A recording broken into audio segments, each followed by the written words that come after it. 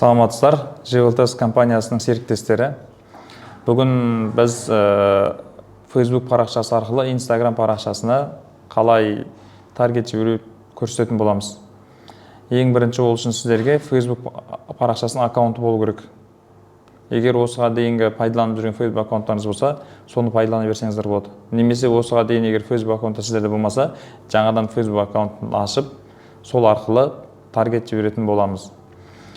Егер сіздер осыға дейін Facebook аккаунты болған болса, facebook.com-ға кіресіздер.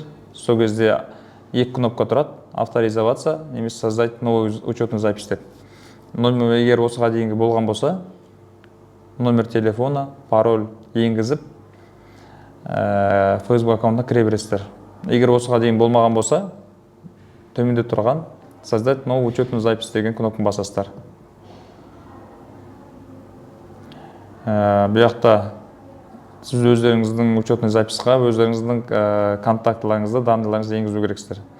Имя деген жерге сіздер удостоверениеңізді, егер удостоверение тіркелетін болса, удостоверениеңізде қандай тұр, атыңыз қалай жазылып тұр, кириллицамен болса кириллицамен, қазақша әріппен болса, мысалы О деген әріптер болса, сол әріппен дәл солай жазамыз. Фамилияңызды, атыңызды, дата рождениеңізді бәрін сол себеп, сол немен жазамыз. Өйткені кейін Facebook аккаунтында бір банкқа кетіп, немесе бір ограничение болып, қайттан запрос жіберіп, тексерту үшін олар сіздерден құжат сұрайды.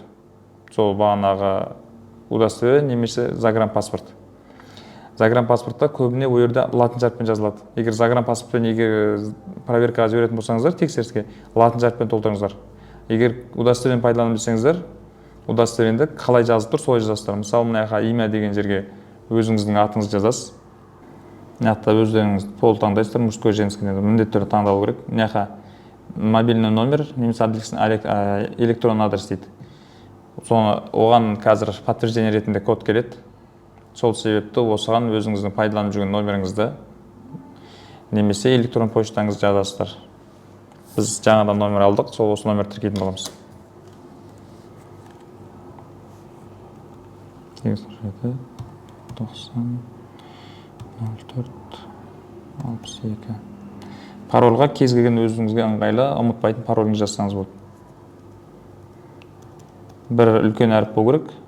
Мүмкіншілік болса, сосын латынша жазасыздар, бұяқта ағылшын әріптермен парольді.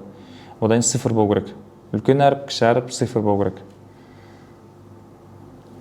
Бәрін толтырып болғаннан кейін зарегистрированиеден жазып кнопканы басасыздар.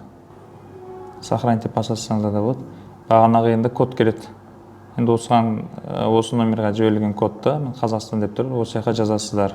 Осы номерға келген SMS-ті, кодты тіркейсіздер, продолжить деп басасыздар.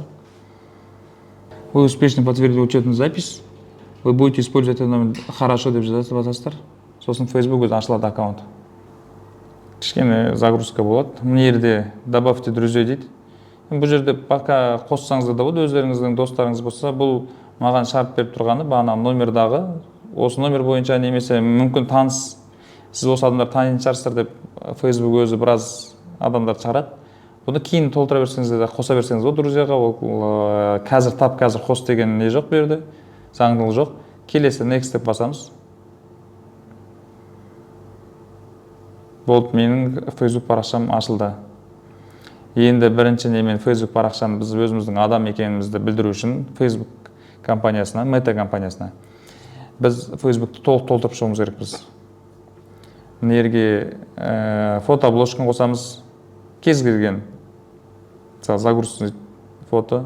Мына жерде менде қазір мен өзім природаның несін қоя саламын. Бұның ширинасы кішкене ұзын, ширинасы ұзындау, биіктігі қысқа. Осы арналған сурет болу керек. Бұяққа кез келген сурет қоя берсеңіз болады. Өздеріңіз суреттеріңізді қоя берсеңіздер болады. Енді абаға міндетті түрде өзіңіздің суретіңіз қойылу керек. Ол жерде бір адам тұрған абада өзіңіздің жеке түскен суретіңіз қойыңыз. Өйткені Facebook тексеріп жатқан кезде сіз қайсысы кім екенін білу үшін именно аватарға өзіңіздің жеке тұрған суретіңіз, алыстан емес, жақыннан түскен суретіңізді алып қоясыз. Одан кейін осы аваны қойып алғаннан кейін тағы да бір 3-4 фотоңызды жүктеп қойыңыз. Сіздің адам екеніңізді білу керек. Қазір осыдан 2 жыл бұрын басталған. Facebook қатты тексеретін болған. Өйткені көп адамдар осы Facebooktан таргет жіберді, немесе басқа реклама жібереді. Оның ішінде мошенниктер де көп болды, немесе арбитражниктер болған. Facebooktан реклама жіберіп, кейін былай айтқанда задолженность дейді, ақша төлемей Facebooktарын жауып тастаған, немесе Facebooktан шығып кеткен кездер болған. Сол себепті Facebook оның сіздің адам екеніңізді білу керек. Және де сіз өзіңіз осыға дейінгі данныйларыңызды енгізіп, өзіңіздің былай айтқанда Facebooktың клиент екеніңізді білдіруіңіз керек былай айтқанда. Абаңызды қоясыз осы жерге, сосын загрузить фото деп неден 3-4 фото алып қоясыз. Өзіңіз тұрған, бала шағаңызбен тұрған, немесе жұмыста тұрған, немесе өзіңіздің 3-4 суретіңізді қойсаңыз болады. Сосын добавить биографию деген кіресіздер. Осы жерде сіз немен айналысасыз, қалай не істейсіз, қай жерде оқыдыңыз, мысалы не жерде. Редактировать профиль деген кіріп.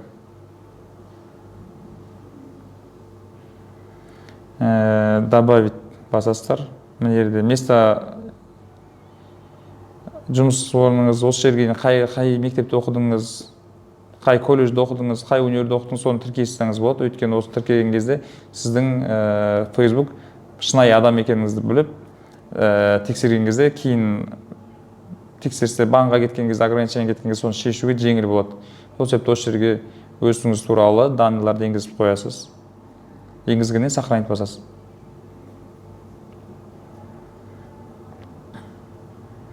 Сосын міндетті түрде бағанағы тіркелгеннен кейін өзіңіздің электрон почтаңыз болу керек. Сол электрон почтаны Facebookқа тіркеп қоясыз. Өйткені бағанағыда SMS подтверждениялар телефонға, кейде почтаға келеді. Почтаны мына жерде оң жақта бөлікке басамыз. Настройка конфиденциальности кіреміз. Осы жерде, мысалы, өлімгішімге ағылшынша тұр ғой. Қазір осыны орысшаға ауыстырып қоясыз.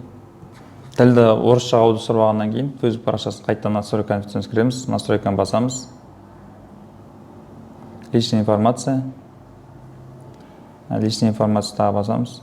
Контактная информация. Осы жерде добавить информацию, электронный адрес. Өзіңізді қолданып жүрген электронный адрес жазасыз. Мүмкіншілік болса Gmail жазған дұрыс. Өйткені Gmailға Facebooktан сообщение келуі жеңілірек. Өзіңізді кез келген жазып, галочка қоясыз, далее деп басып сақтай бересіз. Сосын электрон почтаңызға сообщение кіреді, подтверждение береді қосу үшін осыны. Болды, осымен Facebook парақшаңызға электрон адресін қосып аласыз. Енді сіз өзіңіздің де осы Facebook парақшасында өзіңіздің адам екеніңізді білдіру үшін бағанағыдай друзьяға кіріп, өзіңіздің таныстарыңызды друзьяға добавить етесіз. 10-15 адам бірінші күн добавить етіп қойсаңыз болады. Одан кейін мына жақта группаларға кіріп, мысалы, природа дейікші. Мысалы, осында природа деген группаға кіріп, басқа мысалы, мұндай болмаса да кез келген группаға кіріп, тіркеліп алып, өзіңіздің адам екеніңізді бұл да білдіресіз. Соның ішіне кіріп, мысалы, суреттерге лайк басып, өйткені робот ондай нәрсені істей алмайды. Facebookқа өзіңіздің адам екеніңізді білдіруіңіз керексіз. Осылай комментарийлер қалдырып, сосын жақта былай айтқанда Facebook парақшасын кішкене қыздыру керек те. Бірден ашылған кезде ол сіз таргет рекламасын бірден жібере алмайсыз сразу ашқан кезде. Кішкене Facebook аккаунтын өзін дайындап алу керек, рекламный кабинетті, бизнес менеджерді дайындап алу керек. Мысалы, игры деп тұрады, осыған игрыға кіріп, бір 5-10 минут ойнап шықсаңыз болады, кез келген ойындарды. Бағана комментарий жазасыз, кейбір нелеріне лайк басып шықсаңыз болады. Мысалы, интересует деп өзіңіздің адам екеніңізді Facebook Meta компаниясына білдіруіңіз керексіз. Енді бағанағыдай, мысалы, енді сіздерге осымен біздің Facebook парақшасын ашу бірінші сабағымыз аяқталды. Енді келесі сабақта сіздерге сол бизнес менеджерді қалай ашу керек, рекламный кабинет дегеніміз не, рекламный кабинетпен қалай жұмыс істейміз, рекламный кабинетті қалай ашамыз, сол осыны түсіндіретін боламыз.